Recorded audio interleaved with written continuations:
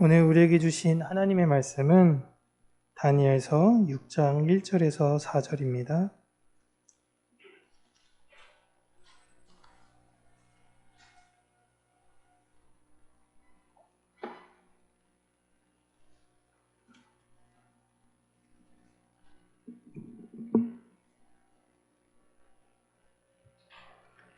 다니엘서 6장 1절에서 4절까지 우리 함께 한 목소리로 읽겠습니다.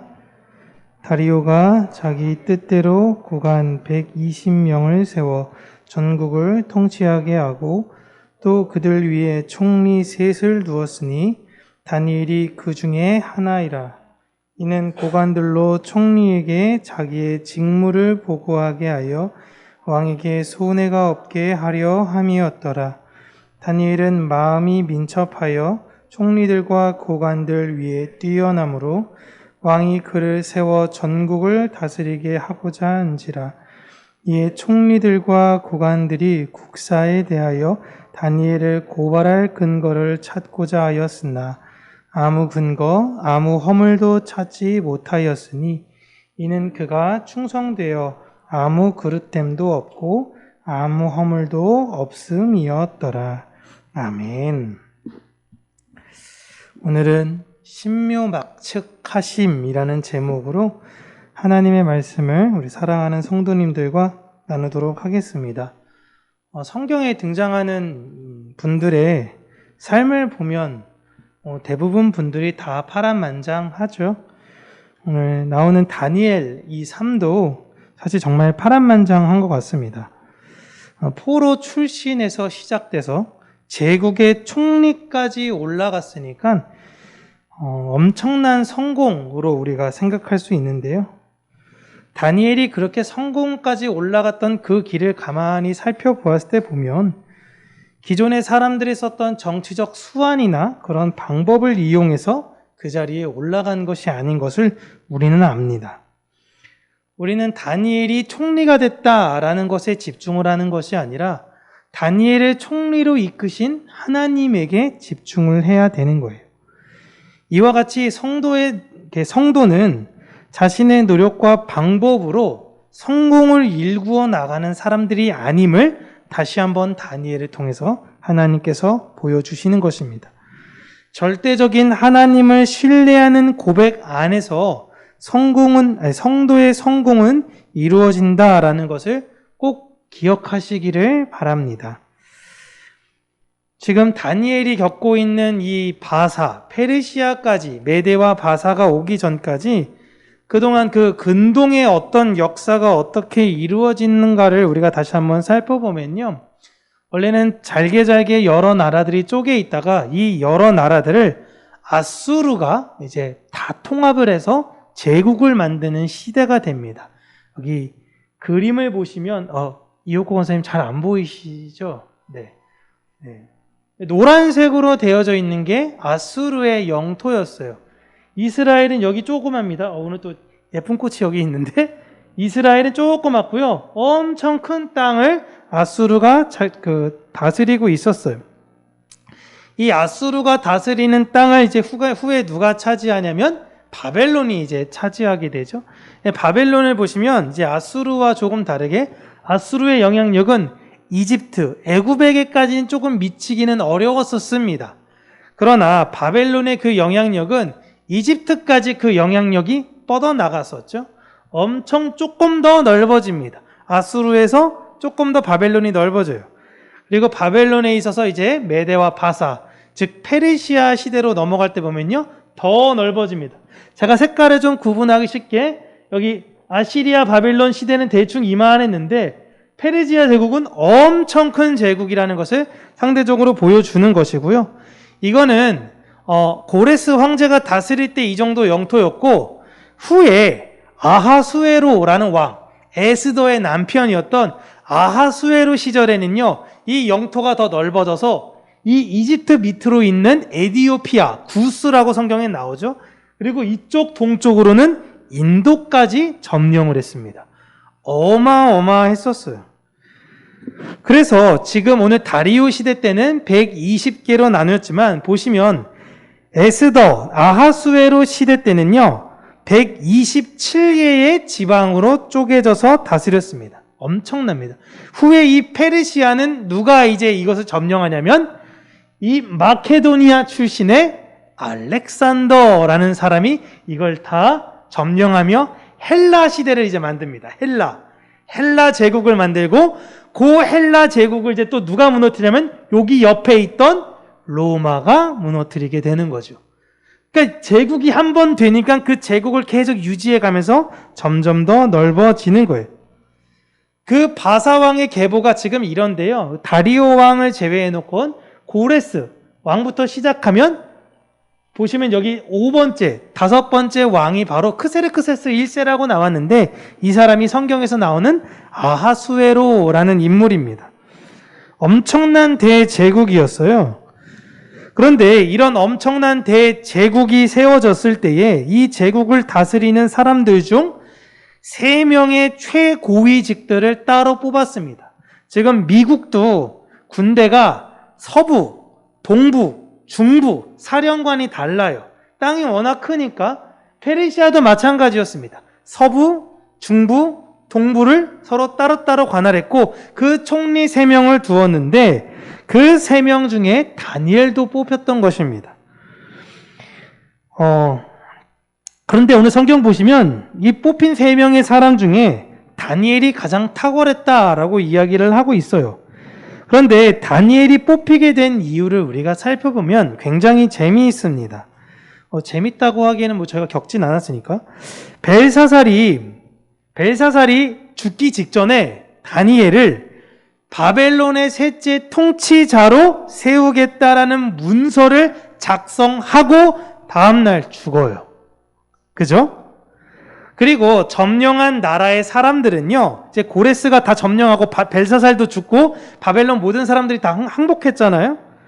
보통 전쟁에서 이기면 진 나라의, 진 제국의 핵심 세력들은 다 죽입니다. 그들이 후에 세력을 키워서 반란을 일으킬 수 있으니까 싹을 다 잘라버리는 게 일반적이에요. 그리고 그 자리에 자기의 핵심 세력들을 다 채워 넣는 거죠. 여러분, 이게 전통적인 방식입니다. 그 고려 때도 조선에 넘어갈 때 이방원이 정몽주를 이렇게 돌리려고 얼마나 많이 회유합니까? 돌아오십시오. 이런들 어떠하며 저런들 어떠하리 막 이야기하는 거 아닙니까? 우리도 이같이 얽혀져서 오래오래 행복하게 살아요. 그러니까 뭐 이 몸이 죽고 죽어. 난 절대 그렇게 안 하니까 어떻게 합니까? 이방원이 죽이잖아요. 다니엘은 셋째 통치자로 이제 이 바벨론의 문서에 기록이 되어 있으니까 이 고레스가 봤을 때는 가장 위험한 사람 축에 분류된 사람입니다. 나보니두스, 벨사살, 그 다음이 누구냐면 바로 다니엘이었던 거예요. 고레스가 벨사살을 죽이고 나서 관료에 관한 모든 기록을 조사했을 겁니다.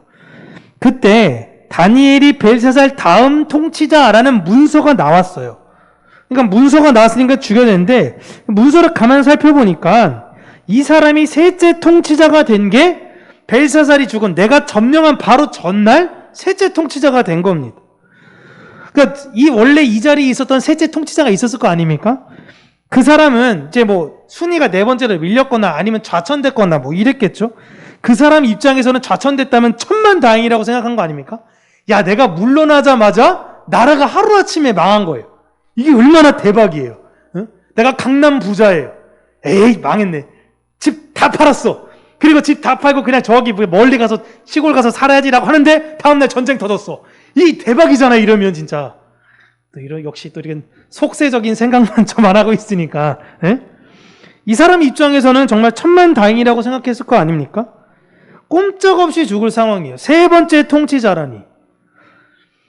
이렇게 갑자기 3번째 통치자에서 물러난 사람이 행운이라고 생각한다면 이 다니엘 입장에서는 이제 꼼짝없이 죽게 생긴 것입니다. 그래서 일단 어쨌든 고레스가 상황이 이렇게 됐으니까 궁금해서 다니엘을 불러요. 그리고 아마 이것저것 물어봤을 겁니다. 왜 당신이 셋째 통치자가 됐습니까? 왜 이런 상황이 됐습니까? 라고 하는 거예요. 그러니까 이런저런 이유를 다니엘이 이야기를 했겠죠. 그리고 그 기록들이 아마 나와 있어요. 그렇게 나와 있다 보니까 고레스가 들었을 때는 다니엘이 셋째 통치자가 된 이유가 너무 마음에 들었던 거예요. 그래서 그 직무를 계속 유지하게 해준 것입니다. 물론 초대 황제는 다리오다라고 나왔지만 실질적 모든 운영은 고레스가 했어요. 고레스는 새로운 연합국가를 세우면서 메대 사람이었던 자신의 장인을 초대 황제로 세웠고 여러 이민자들 혹은 바벨론에 있는 사람들을 헤아릴 줄 아는 지혜롭고 박식한 다니엘을 총리로 세우기에 적합하다고 생각한 거예요. 보세요. 벽에 새겨진 아무도 몰랐던 그 언어를 유일하게 읽을 수 있었던 사람입니다. 엄청난 지식이에요. 그것뿐만이 아니라 그 글자가 무엇인지를 정확하게 해석할 수 있는 지혜까지 가진 사람이었어요. 그리고 사람이 대화를 나누다 보면은 딱 그 사람의 수준이 보이지 않습니까? 아, 이 사람 똑똑하네. 아, 이 사람 별로구나. 아는 척 하는구나. 이런 거 대화를 좀 몇 마디 나눠보면요. 금방 알 수 있어요. 아마 셋째 통치자로 세워진 사람이 그냥 낙하산으로 벨사살과 같은 친인척 관계든지 그런 사람이었다면 고레스는 아마 바로 죽였을 겁니다. 근데 전혀 무관한 사람이고 너무나 놀라운 상황을 통해서 이 사람이 셋째 통치자로 세워진 걸 고레스는 알았던 거예요. 여러분, 다니엘 입장에서도 보시면 지금 고레스가 자신을 불렀을 때 다니엘은 원래로서는 직감합니다. 아, 난 이제 죽겠구나. 이렇게 생각을 했을 거예요. 그리고 야, 난 이제 이 바벨론에서 내 모든 역할을 다 마치고 하나님 곁으로 가는구나 라고 싶은 마음으로 나갔는데 이건 일에서 은퇴하는 게 아니라 바벨론보다 이만한 게 아니라 어마어마한 대제국의 총리로 세워진 것입니다. 여러분 보시면 다니엘은 하나님 저를 총리로 세워주시옵소서 라고 간구한 적이 단 한 번도 없습니다. 만약 이 정도 권세를 가진 총리였다면 왕에게 아련해서 자신의 국가들 독립시킬 수 있지 않겠습니까? 정치적 수완 쓰면 되잖아요. 넘버 2인데 여기 넘버 2인데 이 조그만 나라 회복시키는 게 뭐가 그렇게 대수입니까? 응? 다니엘은 자신의 직함에 총리를 간구한 적이 없었어요. 근데 역시 사람을 보면요. 자리가 어떤 자리에 올라가서 뭘 하려고 나서는 사람들 가만히 보세요. 어떤 자리에 올라갈 거야. 자리 욕심 있는 사람들 보면요. 그 자리에서 그 역할 잘하는 사람들 정말 드뭅니다. 일 잘하는 사람들 거의 없어요. 근데 그런 사람들이 자리 욕심과 감투의 욕심은 진짜 많아요. 그런 사람들은 자신의 무능을 감추기 위해서 그 위에 있을 때 밑에 사람들을 항상 찍어 누릅니다. 권위로 눌러요. 어딜 감히 아쉬우면 네가 내 위치에 있거나 이런 식인 거예요. 반면 자리 욕심이 없어도 정말 유능한 사람들이 있죠. 이런 사람을 세우면 진짜 잘해요. 그냥 딱히 관심 있는 것이 아닌 겁니다. 다니엘이 딱 그런 케이스예요. 총리직에 연연하지 않습니다. 그런데 총리직에 연연했던 그들보다 총리직에 관심조차 없었던 다니엘이 일을 훨씬 탁월하게 잘하는 거예요. 2절 후반부 오늘 보시면요. 왕이 손해를 보지 못하게 했다라는 것은요. 돈에 대해서 욕심이 없었다라는 거예요. 감투를 원하는 사람들은 그 자리에 올라가는 이유가 뭡니까? 뇌물도 적당하게 받고 삥땅도 적당하게 치고 막 이러면서 권세도 누리고 이러려고 올라가는 거잖아요. 그런데 다니엘은 그런 거에 관심이 없었어요. 그냥 그는 맡겨진 일이니까 그거에 최선을 다했던 겁니다. 이런 사람이 자기 책직권으로 있으니까 왕은 너무 좋죠. 야, 뒷조사 할 거 아닙니까? 그 사람이 어떻게 되는지. 그래서 적당히 삥땅 치는 거 알면서도 눈 감아주기도 하고 막 그런 정도는 넘어가 이렇게 할 텐데 흠이 없어. 왕도 뒷조사하면서 다 알 거 아닙니까? 흠이 없는 거예요. 너무 좋은 거죠. 그런데 이 다니엘은 메대와 바사, 이 거대한 대제국이 생기는 동안 사실상 아무런 역할도 사실은 하지 않았거든요. 고레스 쫓아다니면서 팬티도 빨아주고 고레스 쫓아다니면서 막 신발도 대어주고 막 이런 사람들이 다 한 자리씩 올라갔는데 이 다니엘 이 사람은 점령한 나라의 포로인데 여기에 넘버 2라니. 그동안 온갖 고생하며 그 자리에 올라갔던 사람들이 이제 옛날을 생각해 보니까 짜증이 막 밀려왔던 거예요. 그래서 다니엘을 어떻게 하든지 그 자리에서 내려오게 하려고 모략을 꾸밉니다. 오늘 본문 보시면 한 사람, 두 사람이 꾸민 게 아니라 관료로 있었던 그 모든, 지금으로 따지면 어떤 한 당에 있는 모든 국회의원, 위에 직무자들 다 포함해서 그들이 다 모여서 안건의 내용이 뭐냐면 다니엘을 어떻게 제거할까? 이게 안건이었던 거예요. 그렇게 모여가지고 막 뒷조사 이런 거 다 했는데 흠을 찾으려고 애를 썼는데 나오지가 않는 겁니다. 다니엘이 재산을 형성하는 과정. 여러분, 다니엘도 자녀가 있었을 거 아닙니까?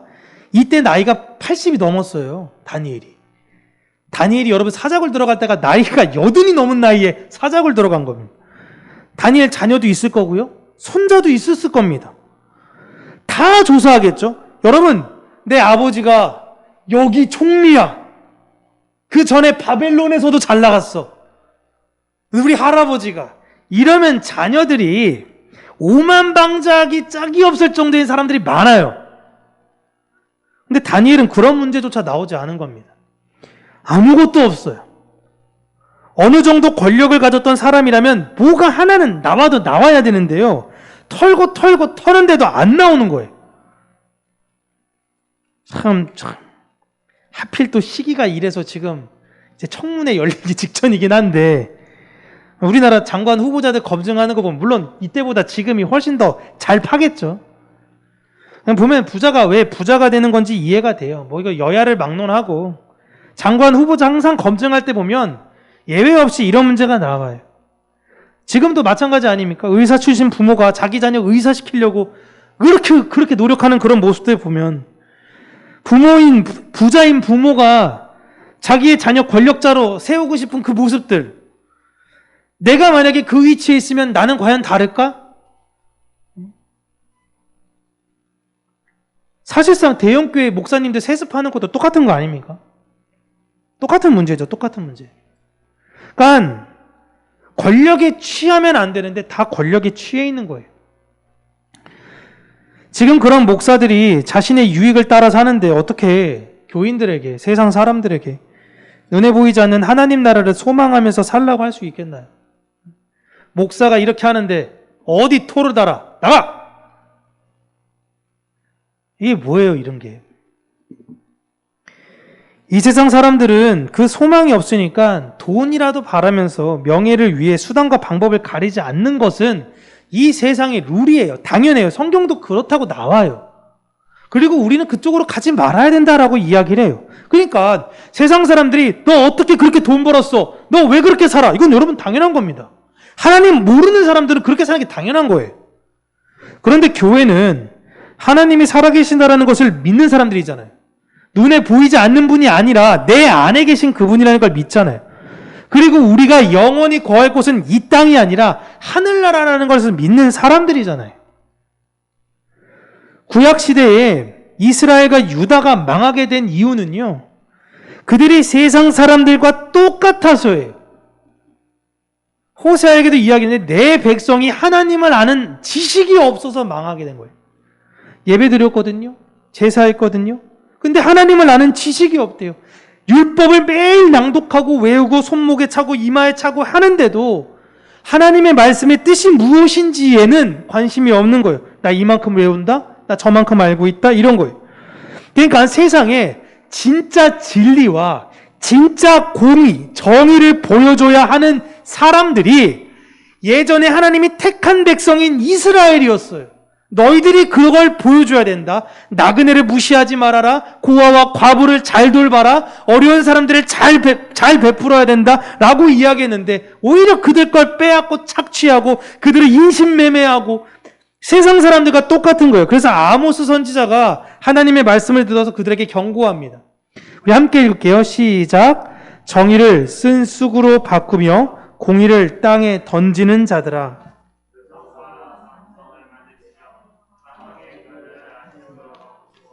낮을 어두운 밤으로 바꾸시며 바닷물을 물러 지면에 쏟으시는 이를 찾으라. 그의 이름은 여호와이시니라. 그가 강한 자에게 갑자기 패망이 일게 하신즉 그 패망이 산성에 미치느니라. 아멘.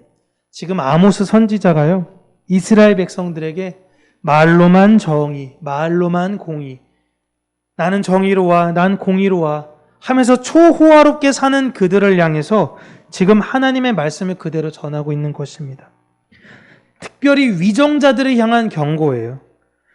제가 지금 윤석열 당선인을 비롯하여 세상 정치인들에게 이 얘기를 하는 것이 아니에요. 그들에게 이런 얘기하는 게 의미가 없어요. 성경은 하나님의 백성들에게 한 거예요. 그들은 자신의 유익에 따라 사는 중이에요. 누가 됐든 마찬가지예요. 이 말씀은 하나님을 믿는 백성들에게, 특별히 지도자 위치에 있는 자들에게 하시는 경고의 말씀입니다. 그래서 교회 직분은 되게 좋으면서 위험한 거예요. 그리고 이스라엘은 결국엔 정의와 공의를 제대로 실천하지 않았더니 하나님께서 아수르에 의해서 망하게 하셨습니다. 갑자기 강한 자에게 갑자기 패망하게 되는 거예요. 벨사살이 죽어 하루아침에 분명히 나는 자고 농사 짓다가 오늘 자고 일어났는데 나라가 바뀌었네. 어제까지는 바벨론인데 오늘부터 메대와 바살에. 거의 이런 꼴인 거예요. 여러분, 그냥 뭐 평범하게 사는 사람들이 뭐가 문제입니까? 가진 자들이 이제 벌벌 떠는 거죠. 유다 또한 하나님께서 이스라엘을 통해서 이러한 망한다라는 경고를 보였음에도 불구하고 또 똑같은 일을 해서 바벨론에게 망하게 되었습니다. 이 슬픈 경고를 우리는 잘 기억해야 돼요. 가끔씩은 뭐 그런 것이 안타까울 때도 있긴 한데요. 뭐 이렇게 전국적 대기도회, 세미나 뭐 이런 것들 하면서 막 사진 찍고 막 이런 거 볼 때마다 기도하는 거 너무 좋죠. 우리가 우리의 회개를 하는 모습들을 보인다라는 건 너무나 좋습니다. 하지만 이런 옷을 찢는 행위를 하는 것이 아니라 우리의 마음을 찢어야 되는 거예요. 교회는 세상의 힘을 추구하는 사람들의 모임이 아닙니다. 제가 이런 설교하면서 참 걱정되는 게 여러분들에 대해서 기존의 목사님들에 대해 너무 부정적인 인식만 많이 갖고 있을까 봐 이러는데 우리가 아니면 이런 얘기 누가 합니까? 우리가 다니엘서를 계속 묵상하며 읽으면서요. 세상의 힘을 추구하는 사람들의 욕심, 그리고 그 욕심을 가지고 교만한 자들의 멸망을 우리는 보고 있는 거예요. 마지막 날에 주님께서 우리를 부르신 날 우리가 보고 있는 걸 지금 읽고 있는 겁니다.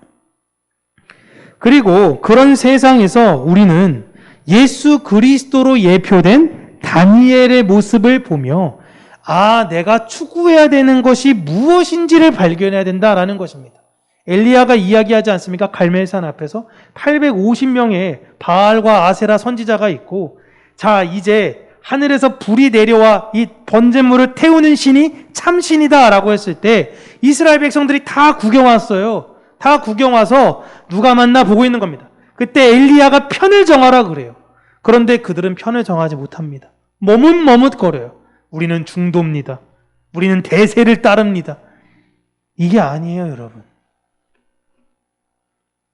우리는 다니엘과 같이 살아가는 거예요. 정말 쉽지 않아요. 다니엘은 그렇게 큰 제국의 총리가 꿈이 아니었어요. 막 뭐 아이들 도서해서 총리가 된 다니엘. 나는 하나님께 기도했더니 하나님이 총리로 세워주셨어요. 이런 게 아니에요, 여러분. 우리는 겸손하신 예수 그리스도와 동행하는 사람들입니다. 교만을 떠나 낮은 자리로 가시고 낮은 곳에 계신 그분을 쫓아 그 길을 함께 걸어가는 사람들이에요. 그 길을 걷다 보면 뭐 재밌을 때도 있고 즐거울 때도 있고 하지만 반대로 잘 되지 않을 때도 있고 힘들고 어려울 때도 분명히 존재합니다. 그러나 우리가 가야 되는 것은 나에게 좋고 나에게 유리하고 나에게만 행복한 그 길이 아니라 내 앞에 계신 그 예수 그리스도의 십자가를 붙들고 걸어가야 된다라는 거예요. 그 끝이 우리에게 참된 곳이기 때문에 우리는 예수님을 붙잡고 쫓아가야 되는 거예요. 다니엘은 그렇게 갔던 사람이에요. 얼마나 불행합니까? 80살까지. 당시 평균 연령이 30세도 안 됐어요.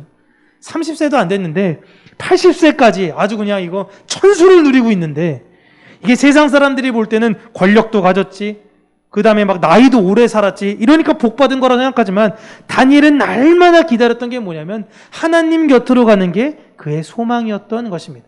그리고 이스라엘의 회복이었어요. 우리 평강교회는 비록 아주 작은 교회인지 모르겠지만 우리는 한국교회의 회복을 위해서 기도해야 되는 거예요. 70년이 될지 100년이 될지 얼마가 될지 모르겠어요. 기독교 인구는 더 줄어들고 있고 총회 발표 보면요 처참해요. 처참해요 지금. 근데 여러분 문제는 뭐냐면 앞으로 향후 10년간은 더 앞이 안 보이는 거예요. 그런데 아무도 고민하지 않고 있어요. 다 고민한다라고 하는데 아무도 고민하고 있지 않는 상황이에요. 교육적으로 우리가 더 좋은 시스템을 만들면 애들이 올까? 재밌는 걸 하면 애들이 올까? 컨텐츠를 늘리자? 본질 자체가 잘못되고 있잖아요. 진리가 무엇인지 진리가 없는데 알맹이는 없이 겉에 포장지만 화려하게 만들고 있는 상황이다라는 것입니다. 이런 상황에서 우리 평강교회는 참된 정의와 참된 공의를 온전히 잘 증거하고 외치는 교회가 되기를 바랍니다. 어떠한 상황 속에서도 주의 은혜를 잘 드러내며 믿음과 소망으로 사시는 저와 여러분 되시길 주님의 이름으로 축복합니다. 함께 기도하겠습니다.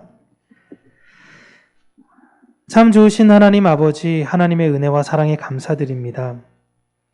어찌 보면 왜 이렇게 됐을까 이해되지 않는 것 투성이고 내가 원하는 대로 내 인생과 방향이 흘러가지 않지만 종극에 가서 이 모든 것들을 아주 기묘하게 아주 놀랍게 인도하시는 하나님의 그 은혜를 우리가 발견할 때마다 그 은혜와 사랑에 감격하고 감사합니다.